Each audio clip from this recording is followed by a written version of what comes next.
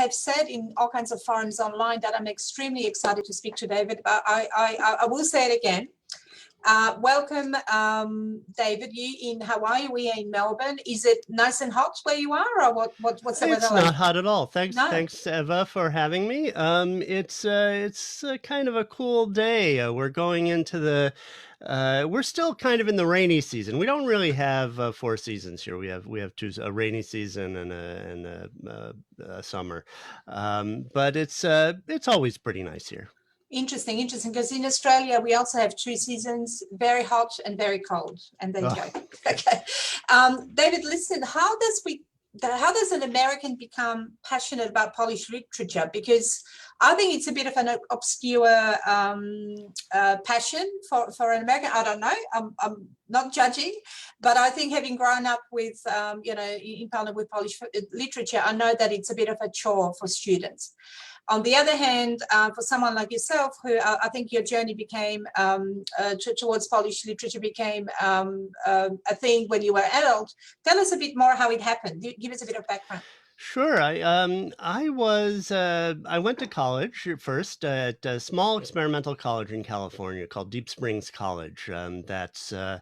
They take 12 students in a year. They're on a ranch. People go there 2 years. It's self-governing. Students work on the ranch and so forth.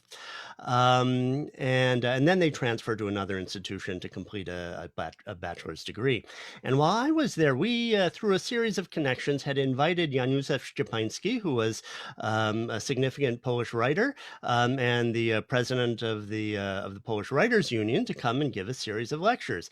And this was the mid-'80s, sort of after solidarity and martial law. So we were very excited about what was happening in Poland. The world was changing.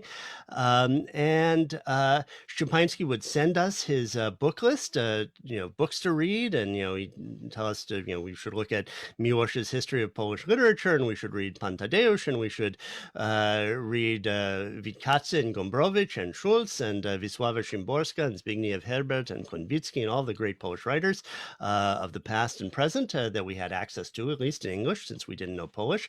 And at the last minute, every time he was going to come, the government took away his passport. So he couldn't travel. Although he'd been to the United States before. His father had been a diplomat, so he'd been in Chicago, and he was one of the first Polish fellows at the Iowa Writers Program. So he knew good English, and he'd been here. He'd been to the U.S. So anyway, he didn't come at that time. He did come later, and I did get to meet him in Poland. But I read all the books. And that's, I was interested in European avant-gardism in general, avant-garde literature. And then I started reading Witkacy, and Witkacy was so far out there that I said, how come nobody talks about this? Right. I mean, and that's what really got me hooked. I mean, the sense that, that there was this whole world of literature out there that, that we didn't really know about in the United States. I'd studied some French and German, and there were people writing about that. And I figured, but I should write about something different, because there are other people who can do French and German and other things. So that's or English for that matter. So that's how I ended up in the field. I transferred to Cornell University. I did a degree in philosophy, and I started learning Polish on the side as one of my elective language courses. I went to Poland in '87 to do the summer language program in Krakow, which is still a wonderful program, a little different from what it was then, but some of the same people were there. And I got a scholarship from the Kościuszko Foundation in 1989 to go back. And so that meant that 1989, the year of the roundtable discussions and so forth, I was in Krakow. I mean, maybe if I think of it, my credentials were kind of scant. I mean, I just studied a little Polish, and at a university that didn't have much of a Polish program. So I had to create my own independent studies and so forth. But I was able to go. Maybe other people were afraid to go at that time, but for whatever foolish reason, I went, and I ended up in the field. I did my master's at Toronto in Polish, and I went on to do a doctorate in comparative literature with Polish as a major focus. Amazing. I am so incredibly impressed, and wanted to ask you, because from what you said, the first time you've read Polish literature was in translation, but it sounds like you are now very, well, I don't know whether you can call you a native speaker, but you speak and read and write in Polish well. Is there a difference? I do my best. You do your best, right? Is there a difference, like, is there, you know, because for someone that is Polish speaking like myself, there's a soul that sometimes gets lost in translation from the works that you've mentioned, and some of them are a little bit niche, avant-garde, as you said. Other are more common for Poles, but there's something that connects you that comes from the language and may potentially get lost in translation. So have you reread the classics that you studied as a young man in Polish, firstly? Of course, and I've taught them. I used to teach at Barnard and Columbia University, and other institutions. And uh, generally in those classes in the United States, right? I mean, there's very small demand for, to study Polish, so you have to teach bilingually. So you'll have some students in the class reading in Polish, some reading in English. And I'm, juggling both of them and trying to accommodate everybody in the classroom. Yes, of course, things are lost, but on the other hand, a translation is a kind of interpretation. Right. Sometimes the translation reveals a layer of the text that you might not have found yourself when you were reading in the original. So I like to do, I like to, it's my habit to look at both when I can, and when I need to. I mean, sometimes I don't even remember if I read something in Polish originally or in English. It's like both of them get fused in my mind, for better or for worse. I mean, sometimes I realize I have some mistaken impression because I remember something from the translation and I go back and I see that's not how it was in the Polish. But sometimes, you read the translation, you see something that you didn't see in the Polish. So, there are advantages to both. So interesting. Masterpieces such as Pandavas, and for those of you that don't know, it's a massive volume written by Adam Mickiewicz, and I don't know if you've heard of Marcel Wayland. He's an Australian translator based in Sydney, and I think it took him 10 years to translate that volume, because it also needs to rhyme, and there's lots of abstract concepts in there that really don't immediately translate. So you have to really explore them and explain them, at the same time sticking to a very interesting way that Mickiewicz was writing. So I've had to memorize half of that book when I was a kid, and traumatized me for life, but never mind. But I just cannot imagine the labor of love that goes into a translation of a volume like that, that's so prophetic and so close to the soul of being a Pole. But what I wanted to ask you, you mentioned that you do have some Polish heritage way back, and it's from the city of Grodno, which is now in Belarus. But that's right, it used to be Poland. And you called it a center of poets. Am I correct? Is that what you said? What my great grandfather Louis Lapine, or who's probably Lapinsky, or maybe he was Lyapin, because it was the Russian Empire. But he, what I know of him is that he thought of Grodno as the city of poets, because it's near the birthplace of Mickiewicz. It was the home to Eliza Orzeszkowa, who was not a poet but a great novelist. So I mean, even though my family didn't speak Polish, at least for a few generations, did he speak Polish? I assume he must have, if he was from a city.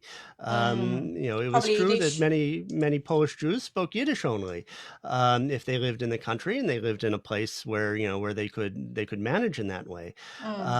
But he had a consciousness of what Grodno was in terms of its Polish literary history. So that maybe that was in the back of my mind. But really, I mean, I became interested in Poland not to explore that part of my heritage, but because of the exciting political events that were happening, and because of the exciting literature that I found in Poland, in Polish. And that's another interesting point for me. And again, someone that was born there, that we didn't necessarily think of it that way, that it was particularly niche or particularly innovative or particularly mind-blowing.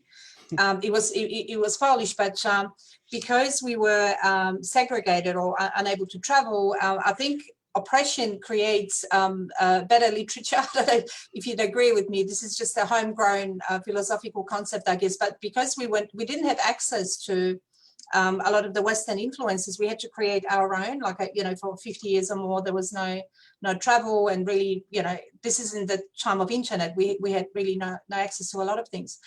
But tell me, who's your favorite writer? Well, I mean, I can't really pick favorites. I mean, No? I have many writers that I like. I'm working lately a lot on Bruno Schulz, who has a very small body of work, but a very rich body of work. I mean, there are really two collections of stories, a few others that were published separately, some essays, some letters, and recently a graduate student in Drohobych, Schulz's birthplace, discovered an early work of Bruno Schulz that was published under a pseudonym called Undula, Oh, wow. and this is very exciting because we have no sense really of what Schulz's development was like as a writer. We knew that he was an artist, and then he became a writer later in life. But we only know the final product, and now we have some sense that there are other things out there. So I think people, especially Ukrainian scholars, Polish Ukrainian scholars who are based in Drohobych, Borisław, Lviv, can and have the time and the access to archives, can find things now that we didn't know about. So it's an exciting time to be interested in Schulz, I think. Okay. And if you don't want to pick favorites, tell us if you've never read Polish literature, if you are someone that wants to explore that, what would you start with? What would be, two or three top writers that people can really relate to if they haven't been exposed to the extent that you have, let's say? Well, I mean, if somebody like I know your clientele, your audience is focused on Polish heritage, so if you want that sense of Polish history, maybe start with Pan Tadeusz by Adam Mickiewicz. But what is interesting to me, I mean, people ask what period I work on sometimes, and I say, Yes. well, I kind of work on modernity in all periods. So I'm interested in the literature that shows you know, um, you know, Poland in its European and modern context. So I think also it's very interesting to read the novel The Doll, Lalka by Oh, Bolesław yes. Prus, which is a novel that's inspiring to many contemporary writers. I mean, it's interesting. You ask Olga Tokarczuk or Dorota Masłowska, two very modern writers who are alive today, and of course Tokarczuk just won the Nobel Prize in the past year, and they'll point to Prus because of his realistic descriptions of everyday life in Warsaw. I mean, he's kind of like the Polish Dickens, I think. Right. And then, if people are interested in the 20th century, well, why not read, Tokarczuk? I would start with Primeval and Other Times, which is kind of a foundational novel, not her first novel, but a kind of foundational novel and an introduction to her kind of Polish magic realism, you might say, her sense of the mythic consciousness that's in Poland. If you want something fun, Yes.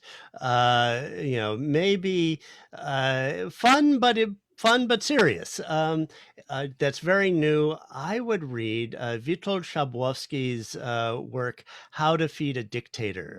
Szabłowski is a journalist. He's part of what's called the School of Polish Reportage, which is somehow it's creative nonfiction is what we might call it in English, that starts with writers like Ryszard Kapuscinski, who wrote kind of journalism that was at the same, on the one hand, reporting about things that were happening outside of Poland, but also allegorical in the sense that they were about what happened inside of Poland. And so Szabłowski's How to Feed a Dictator is a cross between reporting on he interviewed cooks who worked for like Idi Amin and Saddam Hussein and various Castro and various world dictators, to ask about their relationship, what they cooked, what they made, what did the dictator like, so forth.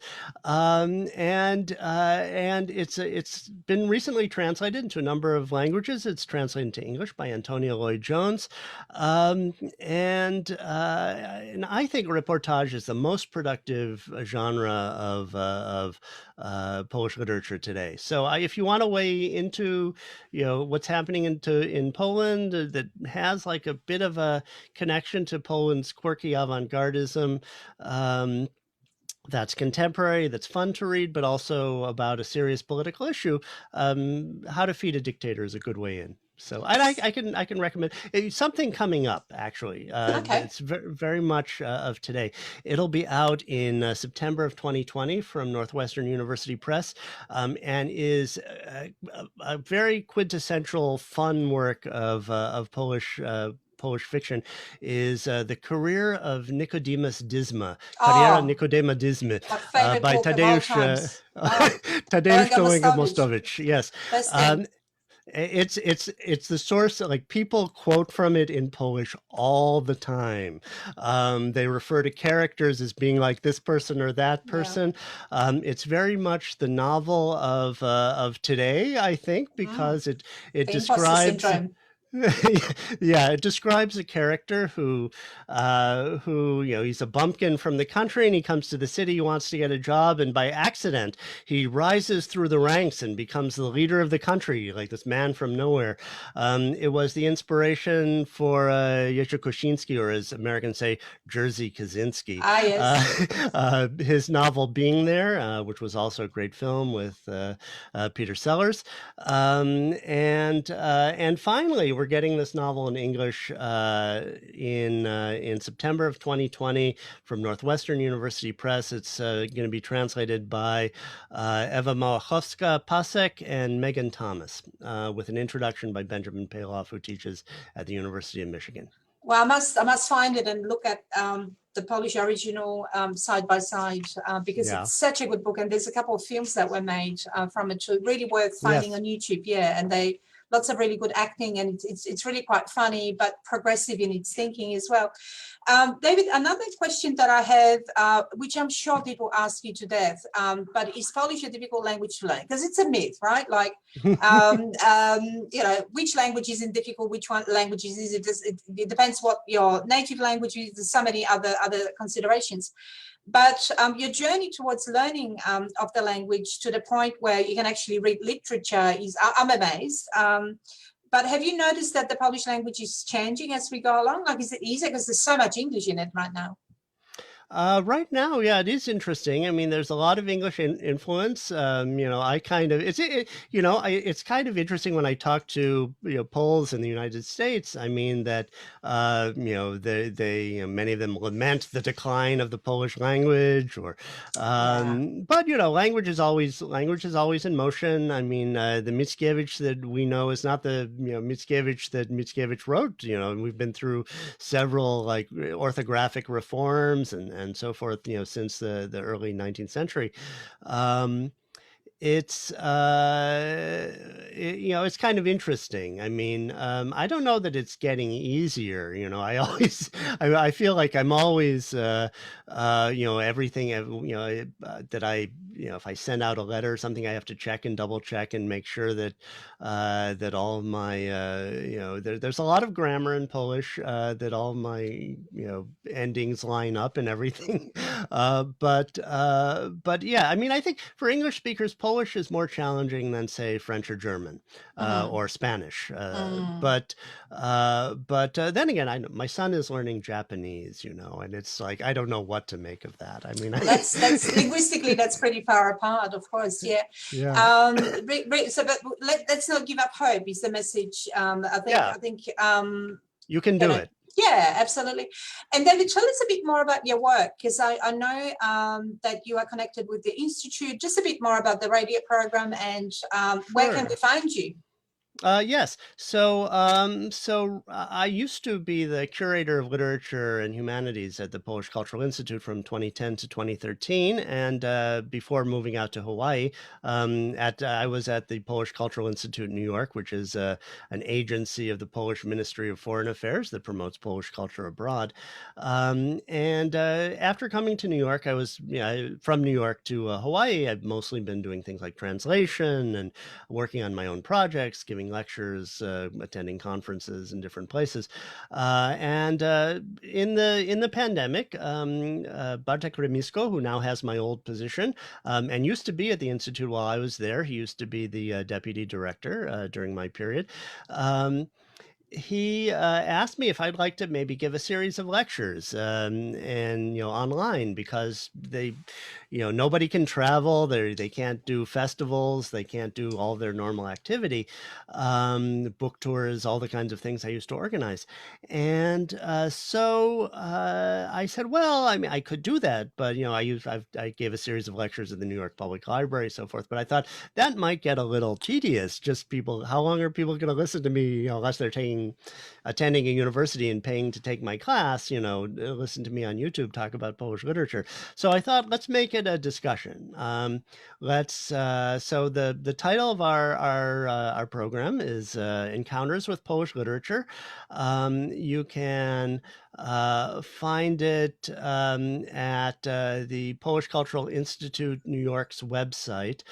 Should I give you? Can I email? Can I Yeah, absolutely. send We'll you a post link it. in the Yeah, chat? yeah, you can. And Yes, yes, yes. We'll Let post me it. get the chat up here, and then I'll find the link for you. So the idea is in this program, what we're doing is we're interviewing critics, scholars. I hope we'll get to some writers as we deal with contemporary literature. I'm looking for the URL here. Here it is. Yeah, And we're we're for it is we do meet through Zoom, but it's not like a webinar. right. It's We're trying to make it, we have an editor. We're trying to, we have the discussions in advance. Here's the link. Beautiful. um, Thank you.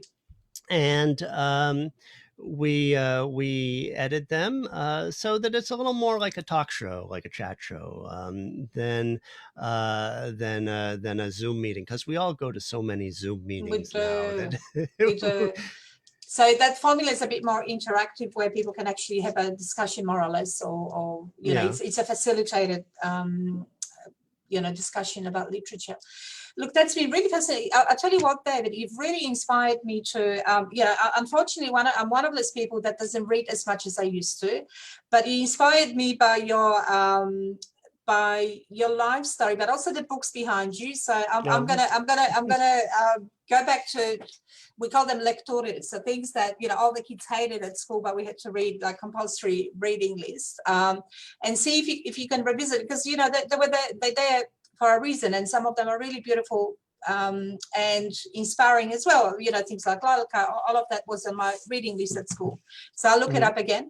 But I know that we have heaps of questions for you, so I'm going to hand over to Stephanie to see what we've got.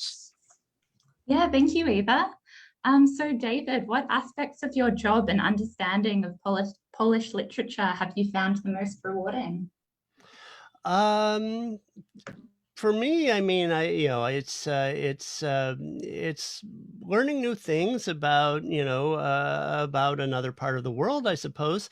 But learning about the life of ideas that as it's gone on in maybe a place where we wouldn't normally look. I mean, where we could study Dadaism and Surrealism in Western Europe extensively in English, but these ideas existed elsewhere. And then as I came to be interested in the eastern part of Europe, I realized that, well, actually ideas were going in both directions. I mean, Tristan Tzara, the great Dadaist, was Romanian.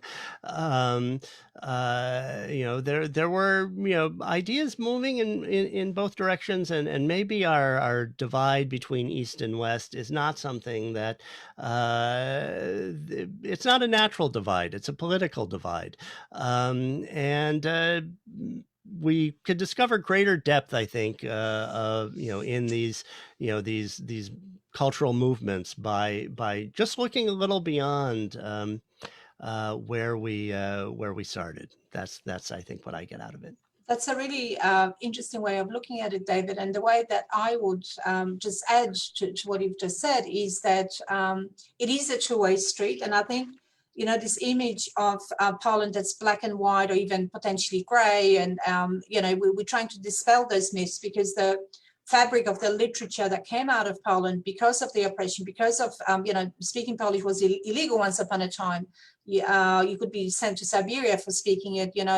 People had to learn Polish undercover, underground. I think that does create a different take on things, and I think Poles are a lot more pragmatic. Yes, there's a lot of creativity in the words that we produce, but it is a different take on the world, and I think it's good to see people such as yourself promoting that, because without champions, without people that are so passionate and knowledgeable, that might be covered by dust. That part of the what's been produced. So and it's a little bit hermetic, I guess, in Poland, because we those that grew up with it have read, understand, but to translate that, and I'm not just talking about the process of translating, but translating that into another context is a big challenge, I would think. That it is, but nonetheless, people are interested. I mean, and why shouldn't they be? I mean, if people are interested in other parts of European culture, and even if we're interested in literature of the English-speaking world beyond the United States, I mean, that's a whole world unto itself. Why not? Why not Poland? Why not other countries? Why not the global South? Why not? I mean, I think that people should be just looking beyond their immediate surroundings. Mm-hmm. Amazing. Stephanie, we have time for one more question for David, and then we're done, unfortunately. It's been really fascinating. I told you it's going to go quick. Over to you, Stephanie. Thank you. Thanks for all your great book recommendations, David. Oh, thanks. I can keep going. Yeah, that's been great. And what are some of the best ways that you'd recommend for people who want to learn more about or become more involved in Polish culture? Well, there are a lot of things you can do. I mean, if you follow our series, there's something you can learn from what we're discussing, because we're, of course, each episode is mainly focused on one author or one movement, but we discuss a lot of other things along the way. So that's a way in. Someone wants to pursue it very seriously. I try to ask each speaker to talk about their program, their Polish program at their university, if they teach at a university. So the one thing I'm doing is I'm kind of creating an archive of Polish studies at this moment in time in the English-speaking world, to let everybody who's on the program say why people should come and study at their institution. So far we've had the University of Toronto, we've had Adam Mickiewicz University in Poznań, we've had the University of Chicago is the next one, and we've had the University of Michigan.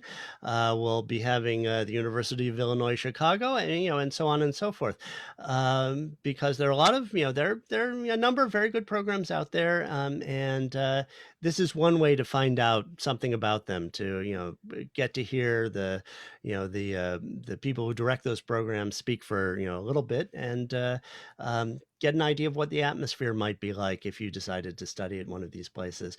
And then go to culture.pl. That's another great source. That's produced by the Ministry of Culture at in Poland. And there are a lot of great resources, great articles there in English. So I'd recommend that too. Yes, it is an amazing resource, and it's trilingual. So they have it in Polish, Russian, and English, and they're very high quality articles.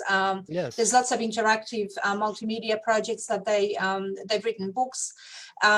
So you can either dip your toes in very slowly, or you can dive into a big book like Pandavas if you have the next several years on your hands. But no, in all seriousness, it's a great book. And David, I'm so grateful for your time this morning, our time, or it's afternoon already. Yeah. And it's just been amazing. Everyone listen to the program, because it is a really nice way of focusing on authors and getting that toe dipped into the literature. So David, thank you so much for your time this evening, this afternoon, wherever we are in the world. Okay. Thank you very much, Eva, and good luck with you with this program. It's great that you're bringing these people from museums and people from culture and giving them a new audience. Yeah, it's great for me to make a connection in Australia. Coming from come and visit. That too. Come and visit, and it is something to be celebrated. So I really love your passion and positive attitude, and the knowledge that you have. I'm very, very jealous of. But thank you, and till we meet, I don't know, New Zealand, Poland, America. One day, this pandemic will be over, I'm sure. Yes. Okay. Thanks, David. Thank you so much, Eva. Bye. Bye-bye.